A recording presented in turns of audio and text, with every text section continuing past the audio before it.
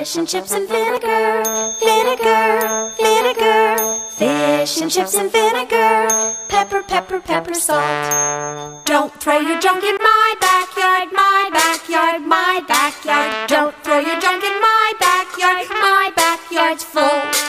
1 bottle of pop, 2 bottle of pop, 3 bottle of pop, 4 bottle of pop, 5 bottle of pop, 6 bottle of pop, 7 bottle of pop, pop. Fish and chips and vinegar. Hello, welcome to another episode of Catch It, Cook It, and Eat It. I am your host, Ben Sargent, and today we will be talking to none other than fisherman, chef, and restaurateur Chris Sell from our beloved local Chippy. Tell us what makes the perfect fish and chips. Fresh fish. Okay. Fresh fish, fresh batter, clean oil. And you're also famous for the fried Twinkie, the fried Mars bar, the fried... Yeah, we've been credited with frying the first Twinkie because we figured out it's an American icon. We can maybe destroy that. I went to this place last night because it's one of my favorites, and the place is lined with sort of English memorabilia, but you're also sort of like a rocker, an ex-rocker, like... The Clash and... I'm an old punk rocker, yeah. The Ramones fit in there?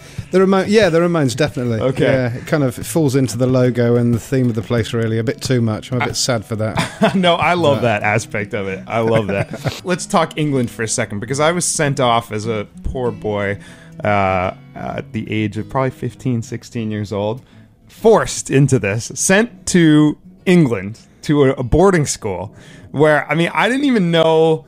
I didn't know the first thing about England, and then on the next thing I know, I'm on the rugby field being forced to play competitive rugby, getting my ass kicked. I grew up in the town of Rugby. Of Rugby. Yeah, which is host rugby school where the game started in 18... So you can't really not play rugby. No, that's right. There was no soccer team in our school, just rugby. Is that true? Rugby in the winter and cricket in the summer. Why does it make more sense to open up a chippy in the United States versus in England nowadays? That we started fishing in England, I mean, centuries and centuries and centuries ago. Right.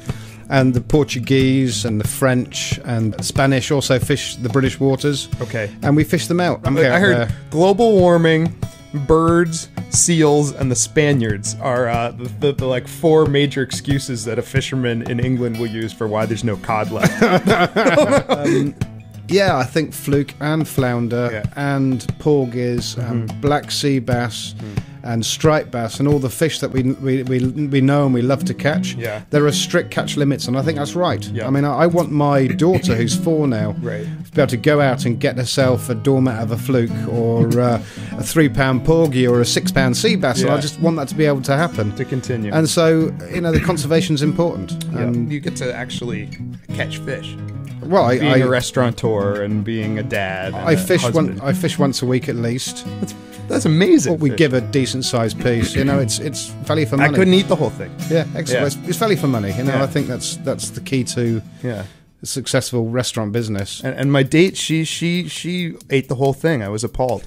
I'm just kidding. And all I can say is, whenever you do come in with that fresh catch, let me know. Just call me. Fish and chips, greasy fingers, greasy lips.